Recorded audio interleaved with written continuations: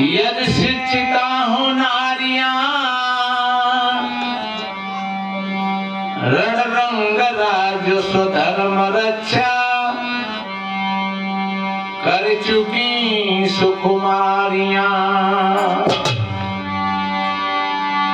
मीराबाई लक्ष्मी बाजाबाई भवानी पद्मिनी ऐसी अनेकों नारियां जो आज जा सकती गिनी। बोलो नरों से नारियां इस बात में फिर कम हुई, मध्यस्थ शास्त्राय अर्थ में वो भारती के सम हुई। एक मां भारती थी जिसने जगत गुरु शंकराचार्य जी से शास्त्रार्थ किया। एक माता अहिल्या थी, उसने अपने स्वराज्य में ऐसा राज्य चलाया था और एक नियम बनाया था कि कोई भी जीव हत्या नहीं करेगा हमारे राज्य में, किसी भी प्रकार की जीव हत्या नहीं होगी हमारे राज्य में। तो ये मांस मछलियां खाना भी उस समय पर बंद कर दिया था। और बताते हैं एक बार उसकी का बेटा, एक ही बेटा था और वो रथ लेकर के कहीं बाहर जा रहा था घूमने के लिए और एक बछड़ा की मृत्यु हो गई उसके रथ के कारण।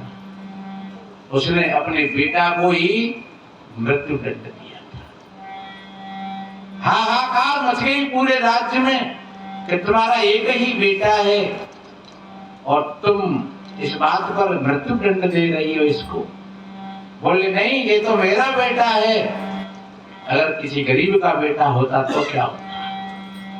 नियम तो नियम होता है। और सज्जनों, वास्तव में जिनके हृदय में न्याय प्रियता होती है उनके अंदर में अपने और पराये का भेद नहीं होता है, क्योंकि राजा के लिए प्रजा पुत्र के समान होती है। अगर कोई भी अगर गलत करता है तो फिर उसको वो दंड देती है। तो उस मां ने, अहिल्या ने अपने बेटा को भी नहीं बख्शा, अपने बेटा को भी मृत्यु दंड दिया था। उसका नाम इतिहास में स्वर्ण अक्षरों में आ गया, जो इंदौर की रानी थी अहिल्याबाई। तो इसलिए मेरे भाई बहनों, जहाँ न्याय प्रियता होती है बस वहीं पर संस्कारों का जन्म होता है, और जहाँ बेईमानी होती है वहाँ संस्कार मर जाते हैं। ये कहां से मिलती है शिक्षा? ये सत्संग से मिलती है। एक भजन में कहा है, माता बहनों तुम्हें अधीन शिक्षा मिली, आदर्श नारी कहाने से क्या फायदा। माता बहनों तुम्हें अधीन शिक्षा मिली, आदर्श नारी कहाने से क्या फायदा।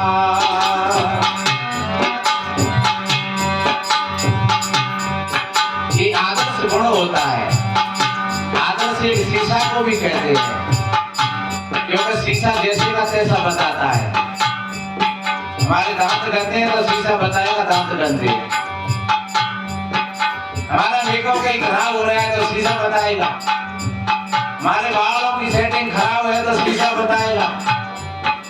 और तुम नाराज होकर के शीशे से कहो कि बता तू मुझको अच्छा क्यों नहीं बता रहा है, तो शीशा कहेगा मैं क्या करूं, तुम हो जैसे ही तुम्हें बता रही हूं। इसलिए सत्संग भी एक शीशा है। ये सत्संग आपके भीतर के गुण और अवगुणों को आपके बाहर आपके सामने रख देता है, लेकिन बुरा मत मानना। अगर बुरा मानोगे तो ऐसे ही जानोगे आपने शीशा की बात बुरी मान ली। शीशा ने बताया तुमको जैसे का तैसा, और आप शीशा पर नाराज हो गए और शीशा को तुमने फेंक दिया, तोड़ दिया, तो शीशा फूट गया। फूट गया तो क्या हुआ, लेकिन उसने तुम्हारी वास्तविकता तो बताई। ऐसे ही संत महात्माओं की बातों को बुरा मत मानना। संत महात्मा भी एक शीशे के समान होते हैं और वो तुम्हारे भीतर की सोई हुई शक्ति को जगाते हैं। कहते हैं कि यहाँ पर मामला गड़बड़ हो रहा है और यहाँ पर सदिया हो, यहाँ तुम्हारी सुंदरता ही बिगड़ रही है, यहाँ तुम्हारा सौंदर्य बिगड़ गया है। जैसे शीशा बता रहा है, तुम्हारी आंखों का काजल बह गया है, थोड़ा ठीक कर लो। शीशा बुराई नहीं कर रहा है, वो ये कह रहा है तुम्हारे माथे की बिंदी सरक गई है, थोड़ी सेट कर लो। तुम्हारी मांग का सिंदूर लाल वाला सब पूरा मुंह भूत लाल करता हुआ वह संभाल लो ना, और तुम गुस्सा आकर के हो शीशा ये तोड़ दो, तो ये कौन सी इंसानियत मानी जाएगी? आप खड़े होकर के सत्संग में से चले जाओ, ये महात्मा तो वैसे ही है, लेकिन महात्मा वैसे नहीं है। महात्मा तो आपके भीतर की बातों को बता रहे हैं कि आप कैसे हो, आप जैसे हो उसमें परिवर्तन करना, कहीं कमी हो। जैसे शीशा को देख करके हम अपने चेहरा की सेटिंग बना लेते हैं, ऐसे ही सत्संग में बैठ करके हम अपने मन की सेटिंग बनाए। और जब मन की सेटिंग बन जाएगी तो जब चेहरा सुंदर होता है, चेहरा अच्छा लगता है, और जब मन की सेटिंग होती है तो व्यक्ति भीतर से अच्छा लगता है, क्योंकि अच्छाई तो भीतर में है। नहीं, इसको सुंदर कहते हैं, वो तुम्हारे भीतर में है, बाहर नहीं है। सत्यम शिवम सुंदरम, वो सत्य है, वो शिव है, वो सुंदर है। अगर वो सुंदर निकल जाए तो तुम चाहे भले 1 किलो गोल्ड लपेट ले, लाल पीले रंग लगाए ले, सोना चांदी पहन ले, तुम 20-20 हजार की साड़ी चादर ओढ़ ले, लेकिन क्या सुंदर लगेंगे? वो चादर भी बेकार लगेगी। वो 20,000 की तुमने साड़ी पहनी तो वो बेकार लगेगी, क्योंकि मुर्दा है नहीं। सोना पहन रखा है, वो सोना भी बेकार लगेगा। इसलिए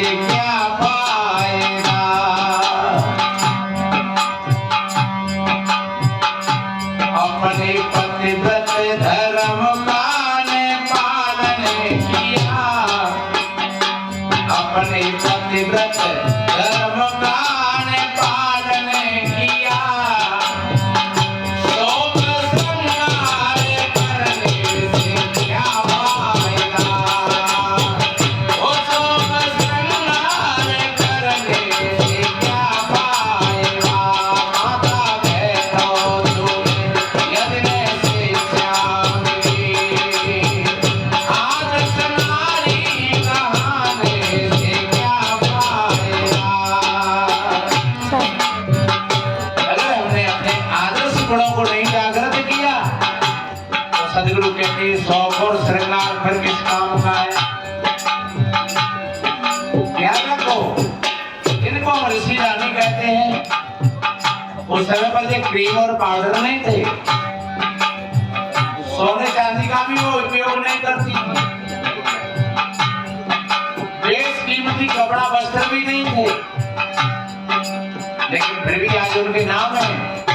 और जितनी मंदिरों में जो मूर्तियां हैं वो देवी और दुर्गाओं की, वो किसी और की मूर्ति नहीं, वो आप जैसी माताओं की मूर्ति है। जिन्होंने अपने आदर्शों का पालन किया उनको पूजा गया, उनकी पूजा आज भी हो रही है। देखिए आगे कवि ने कहा है,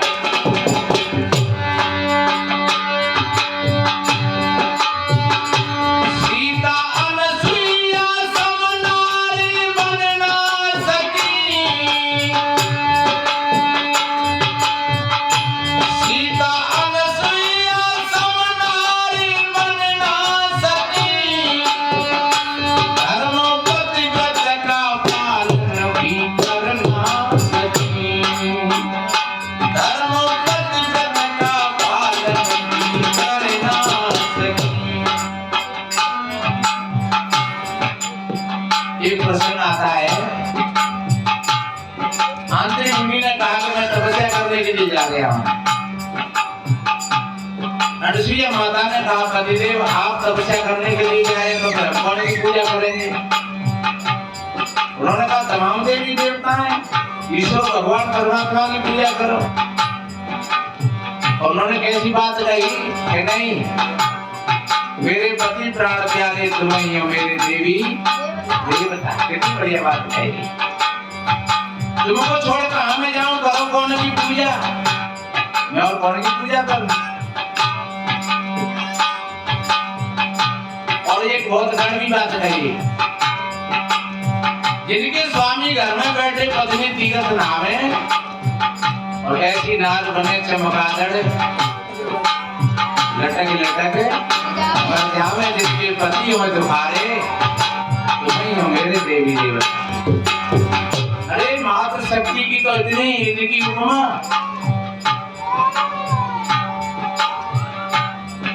बताते हैं सती लज्जावती ने सूर्य को रोक दिया।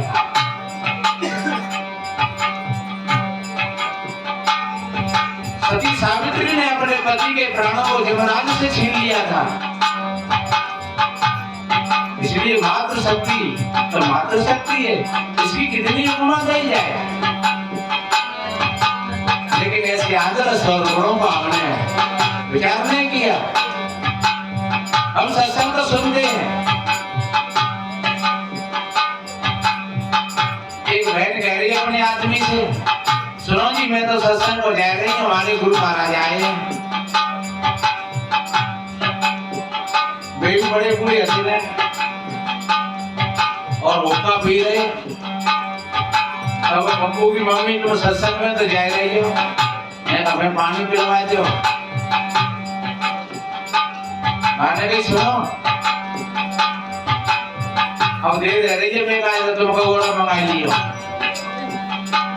और वो चली गई सत्संग में। और सत्संग में कोई सत्संग बढ़िया प्रसंग सुनाया था। यही प्रसंग था कि माताओं के लिए पति से बड़ा देवता और कोई नहीं है, अपने सास ससुर से बड़ा देवता और कोई नहीं है, अपने माता पिता से और कोई बड़ा देवता नहीं है।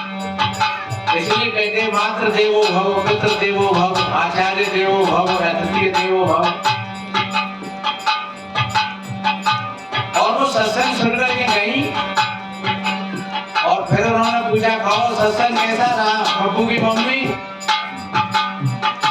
बोले पप्पू के दादा क्या बताए सत्संग ऐसा रहा, हमारे गुरु महाराज ने बहुत अच्छी अच्छी बातें बताई।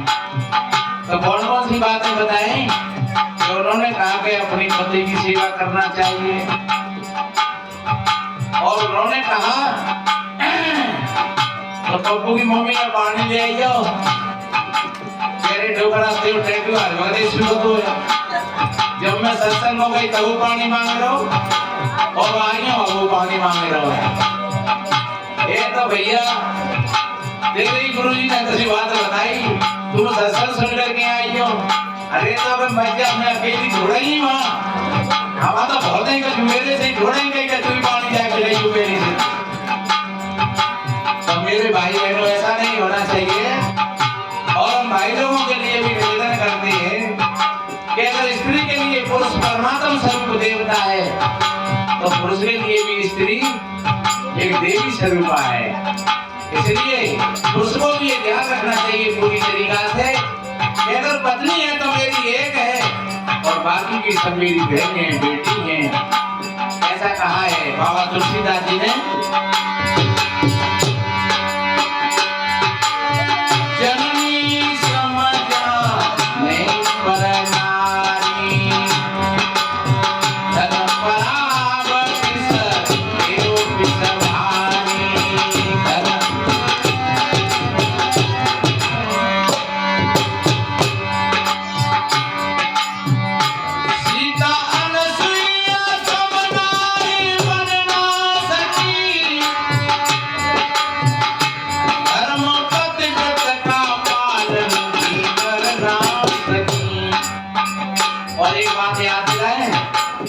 अगर सीता जी और राम जी के चरित्र की तुलना की जाए तो सीता जी के पैर मजबूत हैं और राम जी के पैर कमजोर है। आप सोच रहे होंगे वो तो भगवान थे। हाँ, भगवान तो होंगे जरूर, लेकिन यह तुलनात्मक अगर बात कही जाए, क्योंकि जब राम जी वन को जा रहे तो सीता जी ने क्या कहा?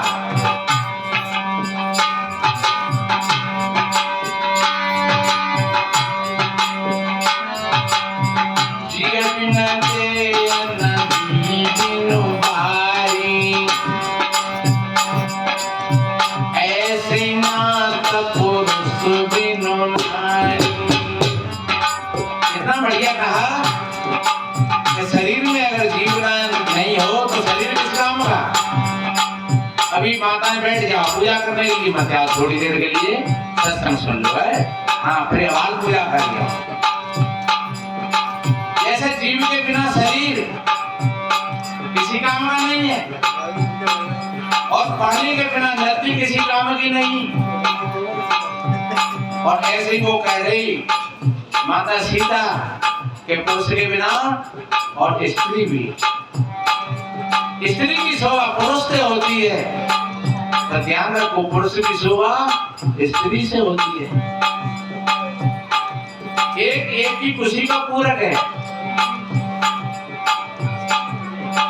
तो सीता जी साथ में गई श्री राम जी के में,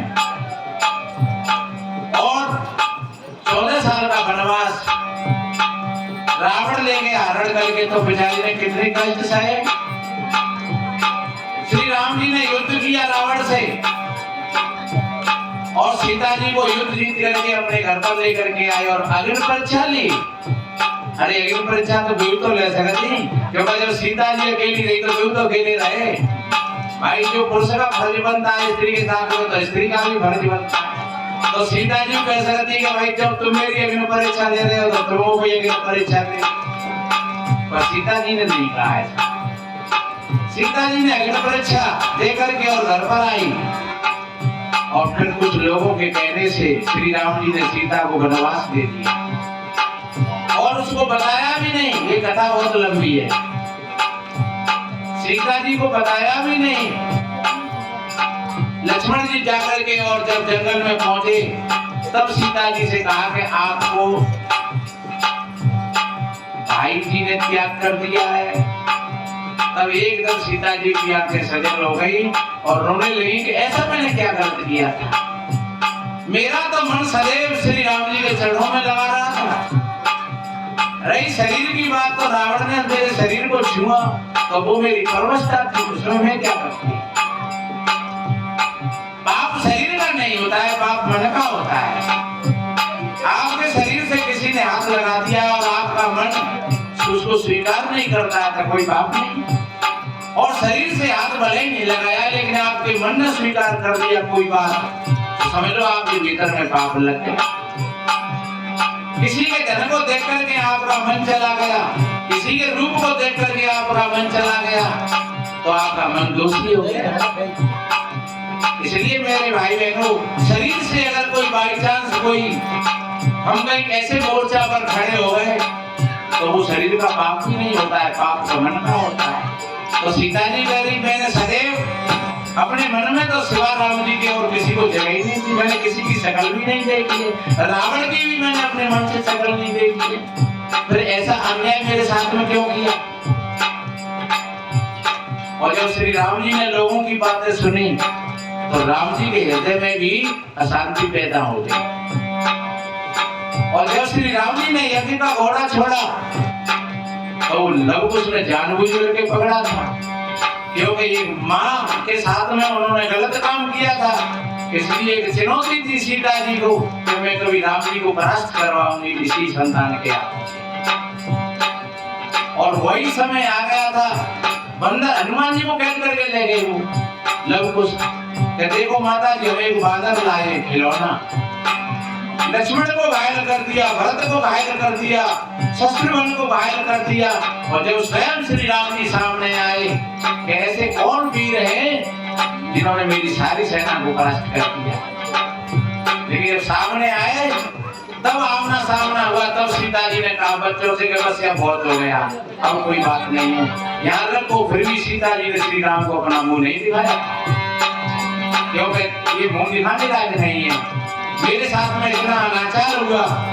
इसलिए मेरे भाई बहनों, या जीवन की तुलना की जाए तो सीता जी के पैर श्री राम जी से बहुत मजबूत। इसलिए जितना दायित्व पुरुष का बनता, स्त्री का बनता है पुरुष के साथ में, उतना ही दायित्व पुरुष का भी बनता है स्त्री के साथ। तो कभी ये नहीं सोचना चाहिए कि वो तो स्त्री है, स्त्री भोग की सामग्री है, भोग की सामग्री नहीं है, वो साध्वी है, शादी भई है, उसी दिन से तुमको साध रही है, तुम्हारी साधना बन रही है, तुम्हारे घर की सुरक्षा कर रही है। मांग में सिंदूर है उसकी में, और नाम हो रहा है तुम्हारा, हाथों में चूड़िया है तुम्हारे नाम की, चूड़ी वो पहने बिचारी और नाम है रो तुम्हारा, पत्नी वो है और पर्चे मिल लो तुम्हारा, कौन की पति है, पत्नी है फलाने की है, तो तुम्हारे लिए तो सुरक्षित जीवन है, और तुम उसको केवल भोग की सामग्री समझो तो एक अत्याचार है, ये अनाचार। इसलिए मेरे भाइयों, यहाँ 2 पहिया की गाड़ी है, एक गृहस्थी जीवन, और दोनों पहिया जब ठीक ठाक होते तो गाड़ी बढ़िया चलती है, और एक पहिया डगमगा जाता है तो गाड़ी खराब हो जाती है। इसलिए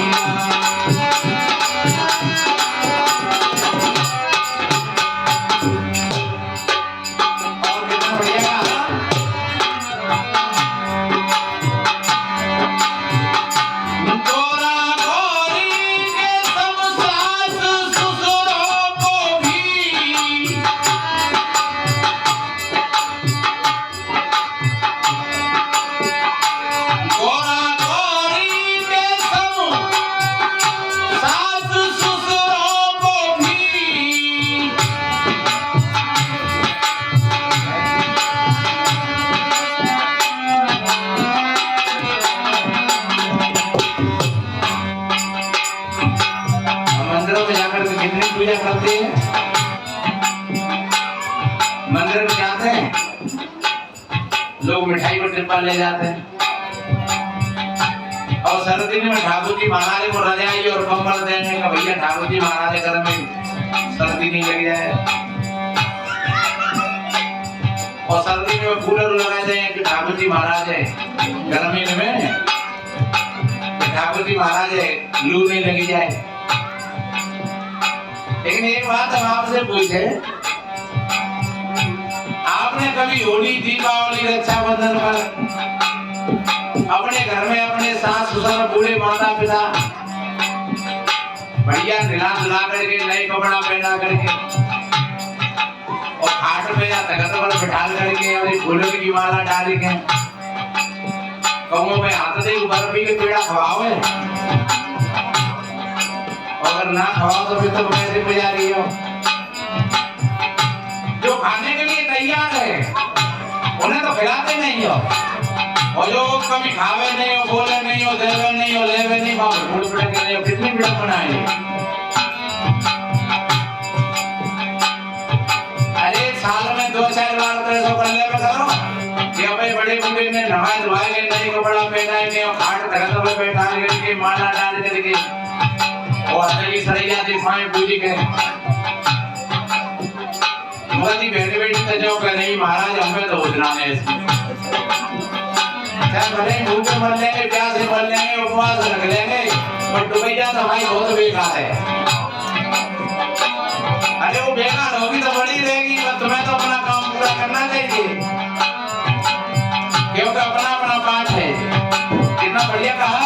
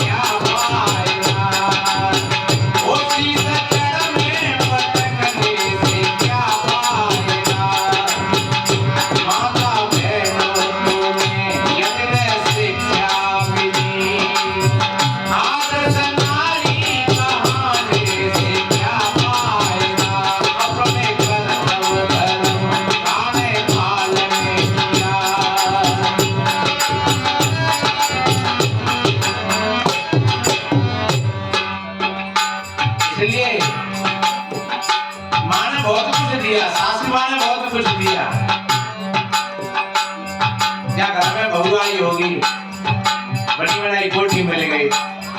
बोलो देवता नहीं है, देवता का अर्थ क्या होता है? देवता जो दे रहा है और बता रहा है उसको कहते हैं देवता। जो दे भी रहा है, जो कुछ पास में था वो दे दिया और फिर बताते भी हैं बेटा, क्योंकि उनके पास में जीवन का अनुभव होता है। बड़े बूढ़े के पास में हमेशा बड़े बूढ़े का साथ में छोड़ना। बताते हैं शादी भाई तो शादी होने के लिए जा रही तो बेटी भाई ने शर्त रखी, ध्यान से सुनना, छोटी सी बात है। तो वहां के लोगों ने कहा भैया को बड़ो बड़ो बरात में नहीं आवे, और अगर बड़ो बड़ो बरात में आएगा तो हम क्या नहीं करेंगे। अब मोड़ा के बाबा ने कहा भैया नहीं ले चलो, बड़े बूढ़े में तो ऐसा नहीं है जाए कि बात मोड़ा लौट जावे, पर मोड़ा को नाना तो नाना ने कही वैल्यू बोले चलो बारात के साथ पिताजी बारात लौट आवेगी, जाओ नहीं हो वहां कह दिया कोई बड़ा बूढ़ा नहीं आवे बारात में। तो बेटा क्या सिंधी को में ले चलो, कोई जावे तो कपड़ा ना धर के ले जा रही जई में धर के ले चलो, हम बाहर नहीं आवे हो मुझे ही मनो लेंगो। तो डोकरा सिंधी को बैठा लो के भैया ले चलो, ज्यादा ज्यादा कह रहे हो जाको देवते में प्यारू रहो ज्यादा।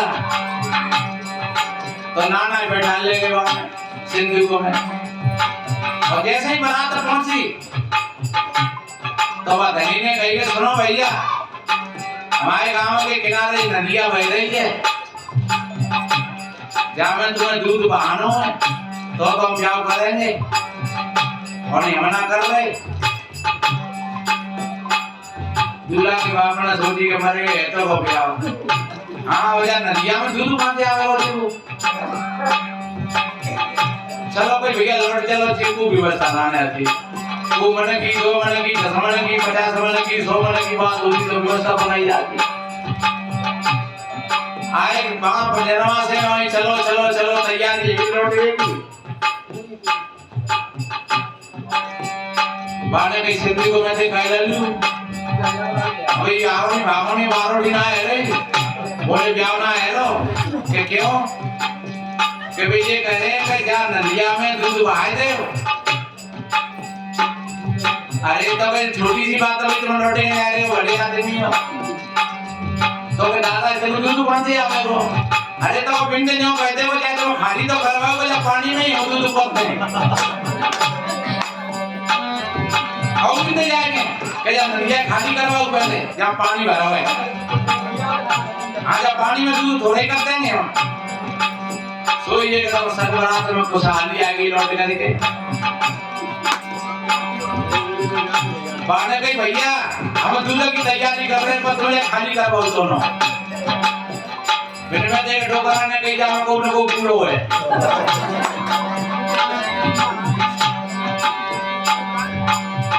अब कि तुझे बताओ कि जब पूरो कुआ जाए खाना ही बैठो उसी की तरह होइना ने।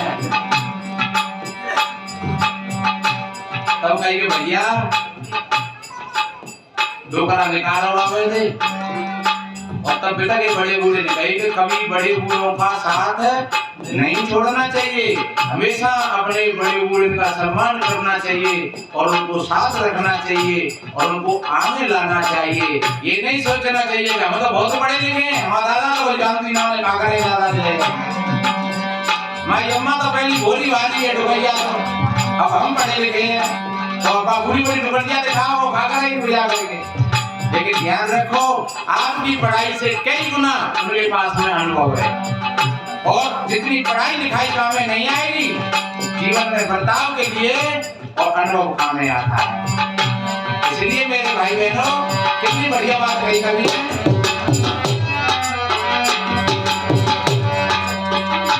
गोरा गौरी के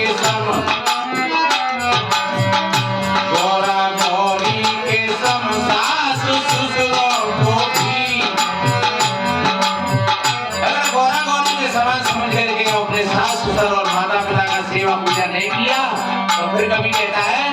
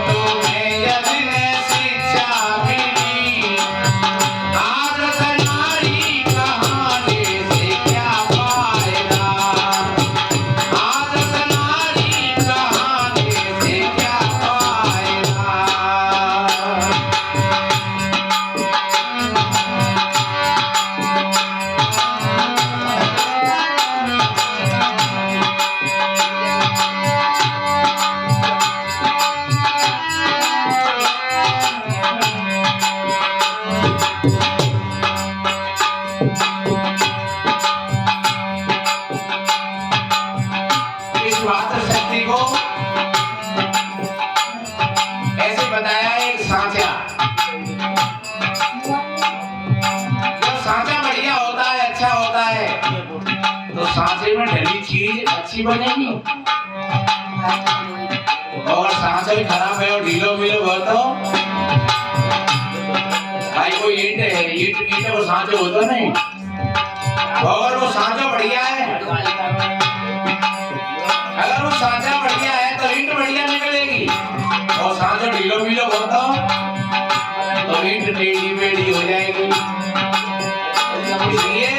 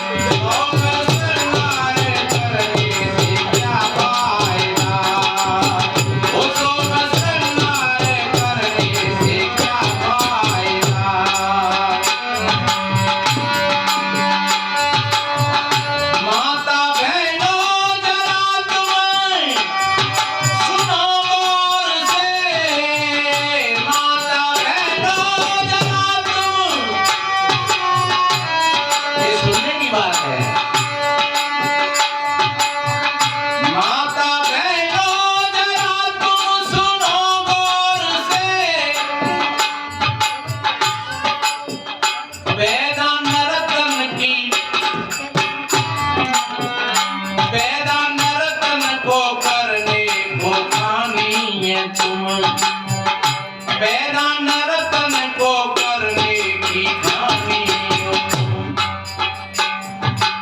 और एक बात बताएं, जो खान अच्छी होती है उसमें से अच्छी चीज निकलेगी और वह चीज उसका नाम करेगी। जैसे हमारे यहाँ लोग कहते हैं पत्थर खाओ बढ़िया है, धौलपुर की खान बहुत अच्छी है, बड़ा अच्छा पत्थर है। और कहीं की खान उधर एक कॉलोनी में कोई खान होंगी, वहाँ का पत्थर कमजोर है, रुनी लग जाती है। एक बार बाड़ी आश्रम के लिए संतों ने 200 से 250 पट्टी खरीदी और वो पट्टी दो बरामदेव पर चढ़ा दी, बहुत लंबे बने में 2 टूटी, 4 टूटी, 6 टूटी।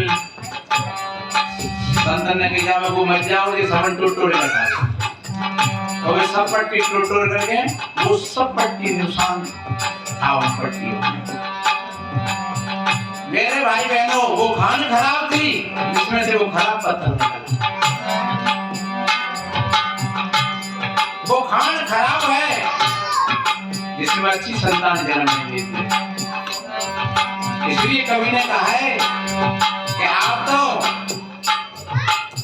एक मनुष्य शरीर बनाने का सांचा है, खान है, और खान बढ़िया होगी तो संतान बढ़िया होगी।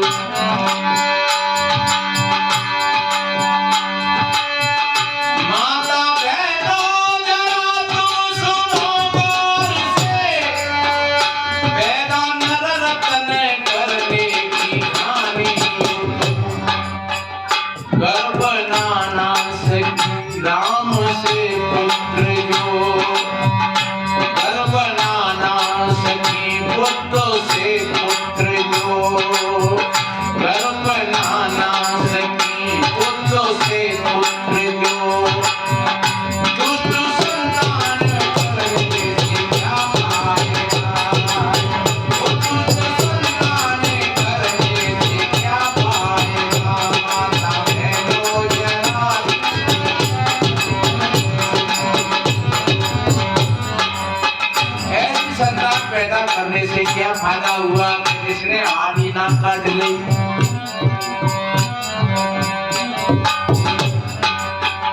इसलिए मेरे भाई बहनों, ये मातृशक्ति बताया तो पूरा का पूरा। और आखिरी पंक्ति में कितना भैया कहा,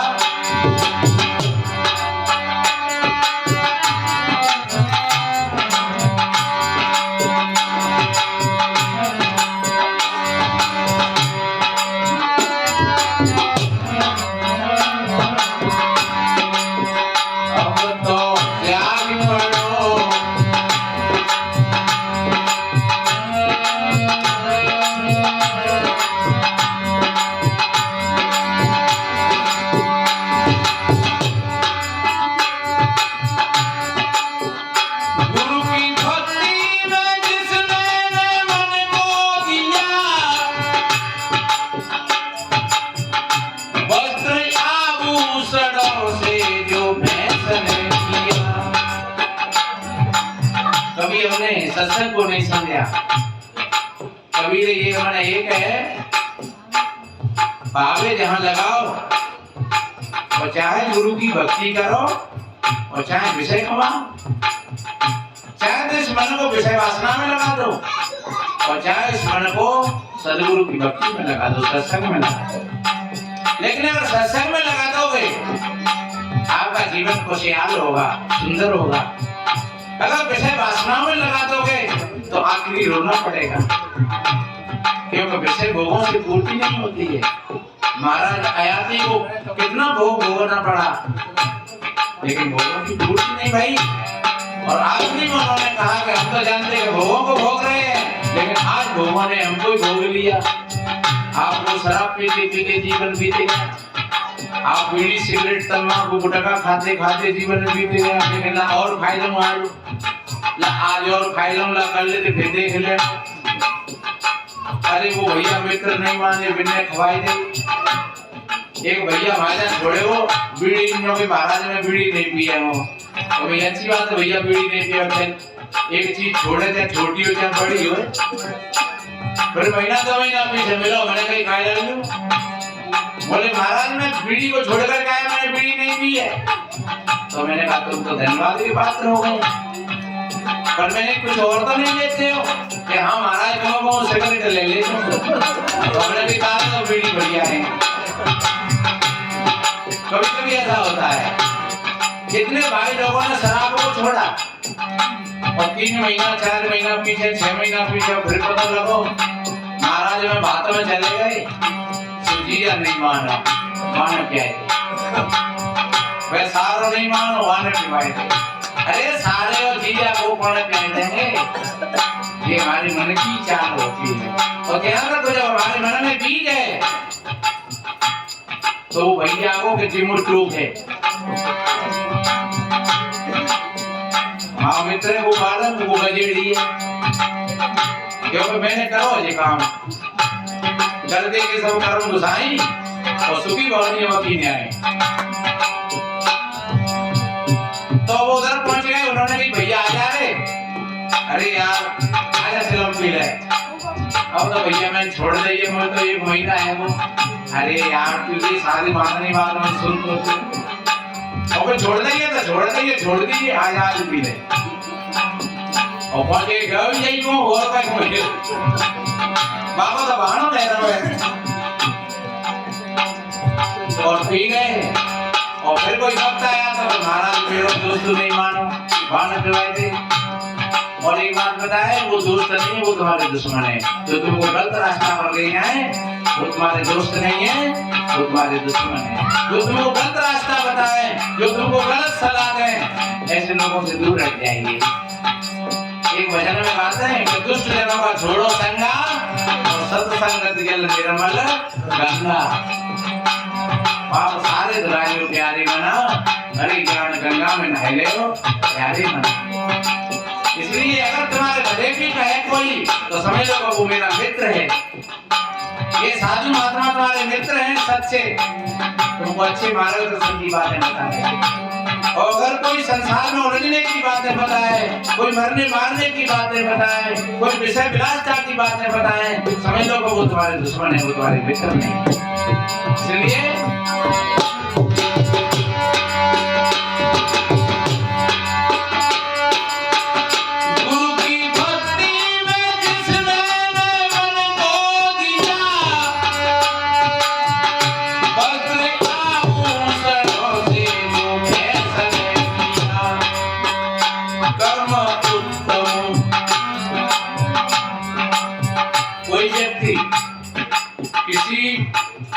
जाति समाज में जन्म लेकर के बड़ा और छोटा नहीं होता है।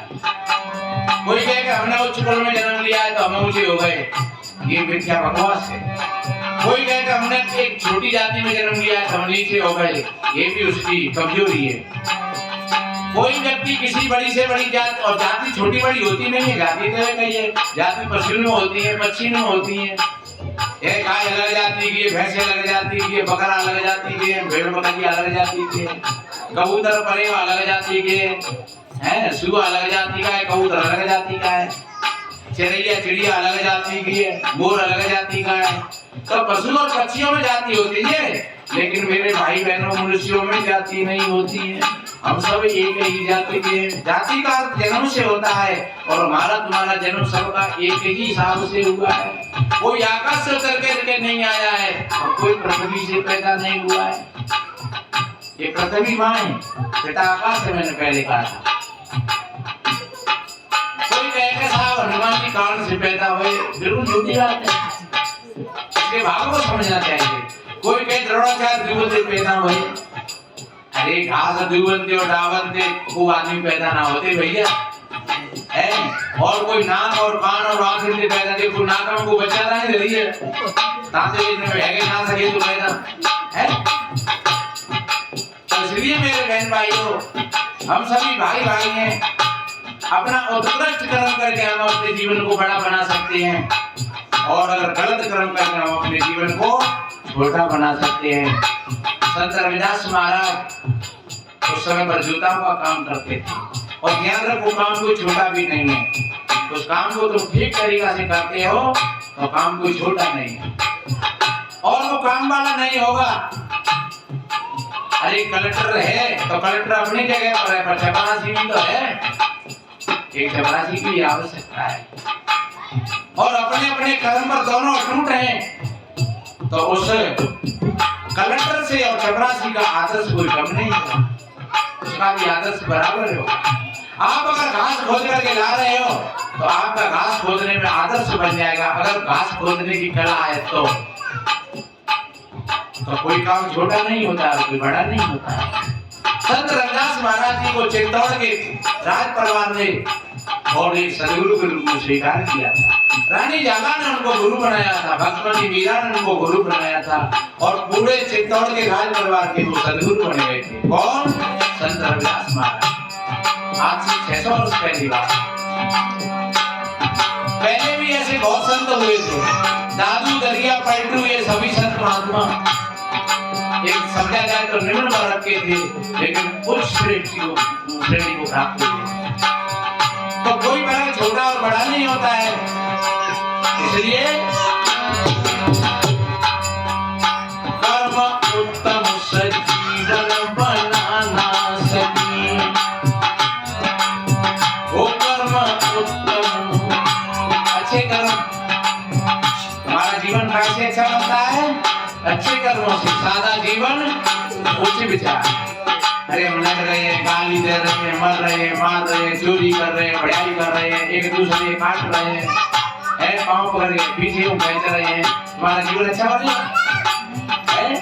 एक भूखे आदमी को कभी तुमने एक रोटी नहीं खिलाई और कोई मंदिर का पुजारी और सियाने और भगत आए हुए तो तुमने यारों ने ना खिलाई, तुम्हारे हाथ देख करके तुम्हारी देखा और वो गिरे के चित्र बनाए तुम्हें ठगी लगे हुए और एक भूखे आदमी को तुमने एक रोटी नहीं खिलाई।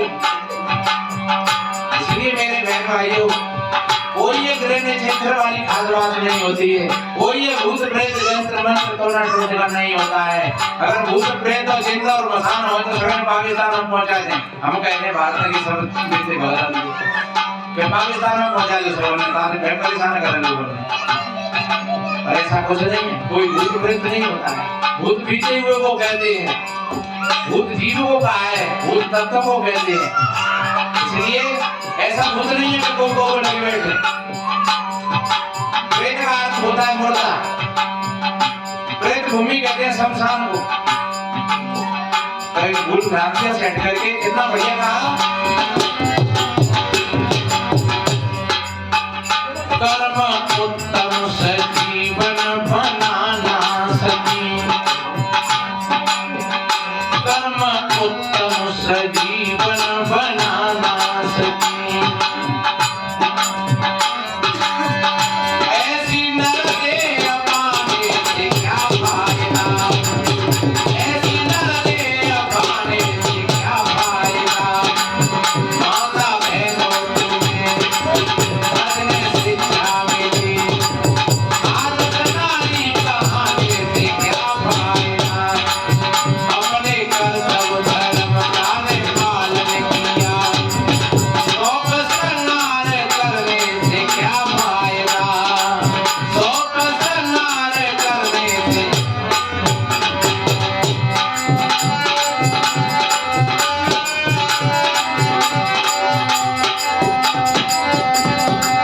अब तो जाग पड़ो भैया, वक्त नहीं है सोने का, अब तो जाग पड़ो बहना, वक्त नहीं है सोने का, अब तो जाग पड़ो भैया, वक्त नहीं है। बहुत दिन बीते सोते सोते, जीवन जीते रोते रोते, रोते रोते जीवन बीते हो। एक लड़की को विदा कर रहे हैं, शादी है रही, और लड़की तो रोती है, कितनी पढ़ी लिखी हो बेचारी, तो लड़की रो रही, तो लड़की तो रोती है पर लड़के को रोए उठा वो दूल्हा।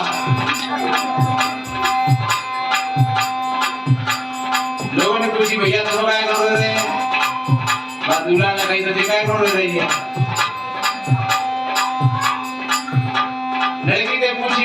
क्या रो रही है? हम तो इसलिए रो रहे हैं कि भाई मम्मी पापा झूठ रहे हैं, मैं आज आवे बल रेखा से कहेगा भैया लड़की तो इसलिए रो रही है, तब तुम क्या रो रहे हो? कहते इसीलिए तो मैं रो रहा हूँ। जाके मम्मी पापा जहाँ छूटे गए बोलते चले गए मम्मी पापा ने छुड़वा देगी, ताकि मैं रो रहा हूँ। लड़की ने कही तो भी जहाँ कहीं को रो रहे हो? मम्मी पापा झूठे दवाई रो लियो।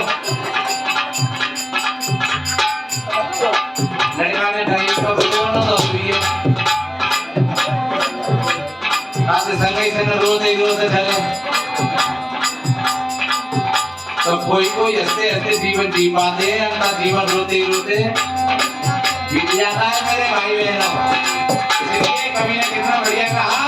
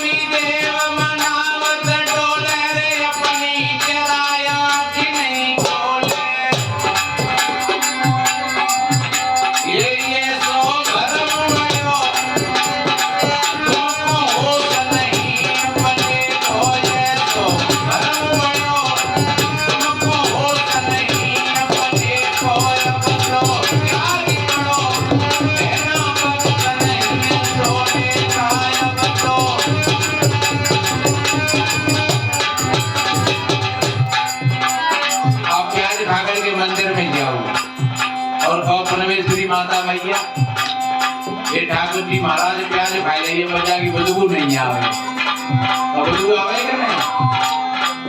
और तुम कहोगे अब इलायची की खुशबू आवे, तो इलायची की खुशबू आ जाएगी। तुमने खाई तो प्याज? मैं जी ना कह रहा हूँ प्याज खाएगा वो पाप होए, हम खाई लेते देवता तो प्याज और लहसुन कोई ये बुरी चीज नहीं है, ये औषधि है बढ़िया। और वो ये बात कही है कि अगर अपने खेत में आपने बबूल का पौधा लगाया है और तुम सदा देवी देवता ने सुमिरो कि परमेश्वरी मैंने बबूल का पौधा लगाया था, वो वजह में आम लगे आवे, तो आम लगे उसमें आम नहीं लगे। इसलिए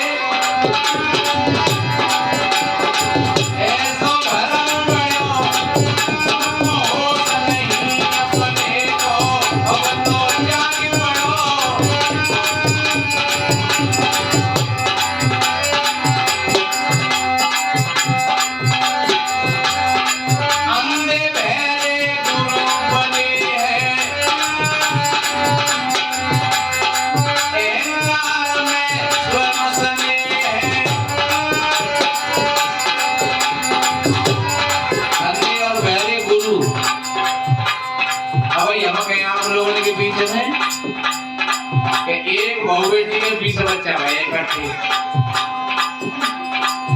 तो तुम कहोगे महात्मा जी काय को झूठ बोल रहे हो? बताओ 20 बच्चा इकट्ठे। लेकिन जब ब्याह गति में बैठे तो पंडित जी महाराज कहते हैं कि ब्याह सगर की रानी के 60,000 रुपये भाई, और तुम ताली बजा देता हो बाप महाराज। इसलिए मेरे बहन भाइयों ऐसे ही अंधे गुरु जो कारण और कार्य की व्यवस्था से जो अलग बात बताते हैं वो अंधे। ये नियम है सृष्टि का, कोई आकाश से नहीं, पहले भी कहा था मैंने। अगर इधर उधर कोई बात करता है तो समझ लो कि वो अंधा है, उसको ज्ञान नहीं है। कोई वृक्षों से आदमी पैदा नहीं होते हैं और आदमी से वृक्ष पैदा नहीं होता है। हाँ, वृक्ष का और आदमी का एक संयोग है। वृक्ष आदमी को छाया देता है, फल देता है और आदमी भी उनकी सेवा करते हैं, इसलिए एक संयोग है। लेकिन ऐसा नहीं है क्या कहूँ वृक्ष की डाल में देखो आदमी और बच्चा पैदा है, ये नियम नहीं है। इसलिए अगर कोई ऐसी बात बतावे कि भैया जामुन के पेड़ में से वो महात्मा पैदा भयो, कितना नहीं करे दुबो से द्रोणाचार्य पैदा है गए, समझ लो कि ये धोखा है, ऐसा नहीं होता है। तो क्या कहा मैंने,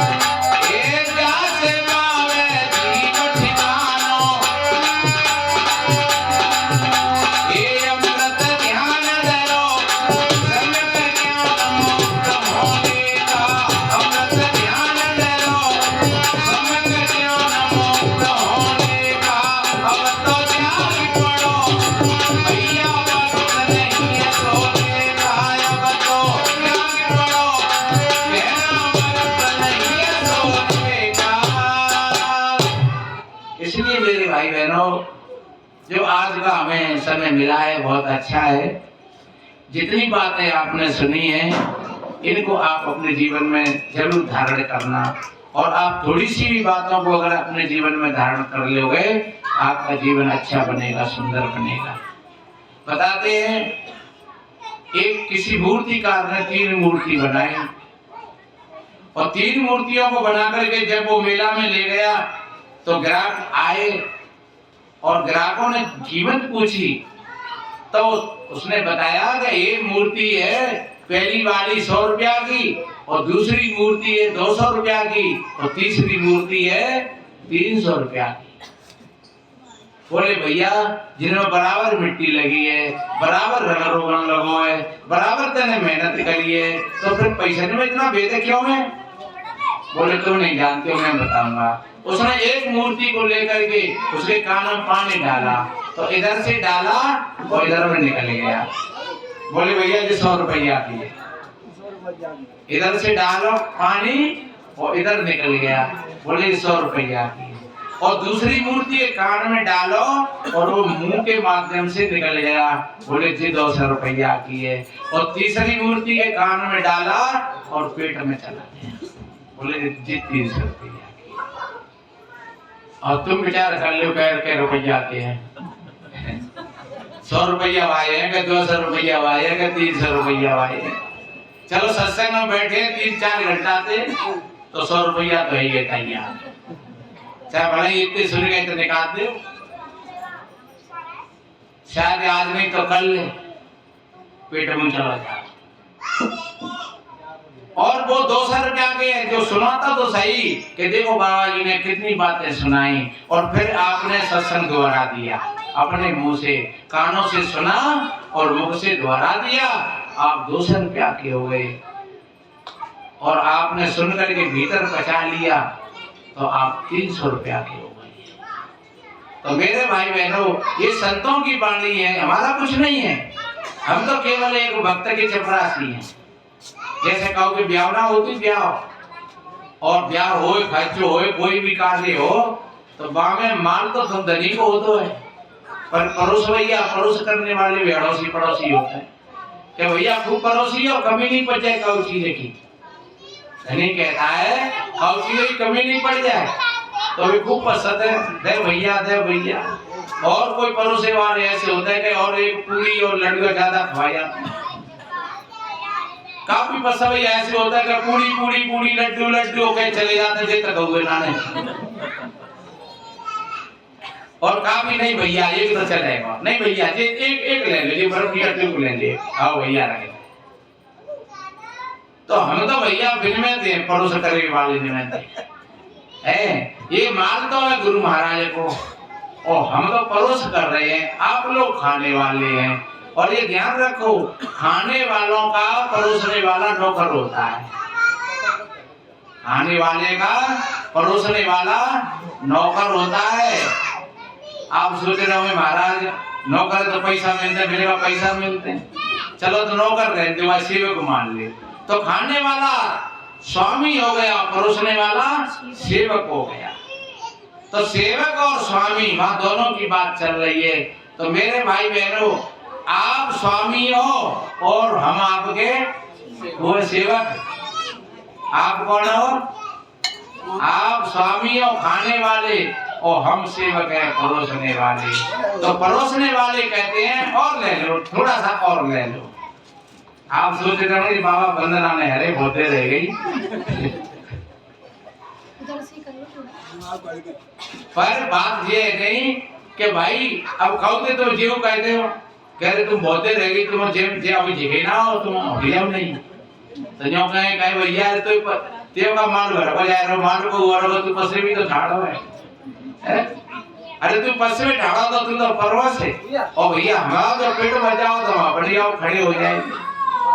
तो मेरे भाई बहनों, इसलिए परोसने वाले का बराबर दायित्व बनता है कि जब तक खाने वाले लोग खाते रहते हैं और परोसने वाले परोसते रहते हैं। और एक बात ध्यान रखो कि खाने वाले की जब गलती होती है, कब? जब या तो ज्यादा खा जाए और या फिर पत्तल में छोड़ जाए। तो पत्तल में छोड़ जाएगा तो लोग कहेंगे कहे भैया इतना गाय को ले लो रे। तो ध्यान रखो, आप जितना जितना आपने लिया है उतने को पचाना। अगर पचा लोगे तो जैसे भोजन से शक्ति मिलती है, भोजन से कितनी देर के लिए शक्ति मिलती है? भोजन से 6 घंटा 8 घंटा के लिए शक्ति मिलती है। भोजन से 6 घंटा 8 घंटा के लिए शक्ति मिलती है, ऊर्जा मिलती है। आपको बहुत भूख लग रही हो, बहुत भूख लग रही हो, और जब फिर आपको भोजन मिल गया तो आप फिर एकदम सशक्त हो गए, बच गए भैया, खूब मिलेगा भोजन। अब कोई चिंता ना है 8 घंटा की, 10 घंटा की, को तो 24 घंटा ही गए, 24 घंटा नहीं मिला तो कोई बात नहीं। पर भोजन शक्ति तुमको मिली 12 घंटा की, 24 घंटा की। और मैं कहता हूँ सदगुरु के ज्ञान में वो शक्ति है, अगर आपने पचा लिया तो आपको जीवन भर के लिए शक्ति मिलेगी। वो सदगुरु के ज्ञान में शक्ति है। आपका जीवन के लिए आप संतुष्ट हो जाओगे। भोजन से 8 घंटा के लिए संतुष्ट होता है व्यक्ति, कपड़ा से 4 महीना के लिए संतुष्ट होता है व्यक्ति, और घर मकान से 1 जन्म के लिए संतुष्ट होता है व्यक्ति। लेकिन सदगुरु का ज्ञान अगर हो जाए तो वो जन्मान जन्मों के लिए संतुष्ट हो जाता है। इसलिए सबसे बड़ा उपकार है वो हमारे सदगुरु संतों का है। तो सदगुरु संतों का ये दरबार है। तो मेरे भाई बहनों, इस दरबार में आकर के और आप पूरा अपना सदगुरु के ज्ञान को समझ करके जाना, और फिर कोई बात नहीं समझ में आए तो फिर संतों से मिलना, जरूर मिलना। ये मौका बार बार नहीं आता है। आप शाम को बैठ करके देखो, सवेरे बैठ करके देखो, अपने मन का निरीक्षण परीक्षण करो। आपका भगवान आपसे अलग नहीं है, आपका परमात्मा आपसे अलग नहीं है। जो हम अलग खोज रहे हैं वो हमारी बहुत बड़ी भूल है। तो हम जीते बने जाकर। अच्छा, अभी हम पूरा कर रहे हैं। तुम ही गा दो। नहीं, कायागढ़ में लागी दुकान पे तुम गा दो। और तो लम्बो पाए हो। थोड़ा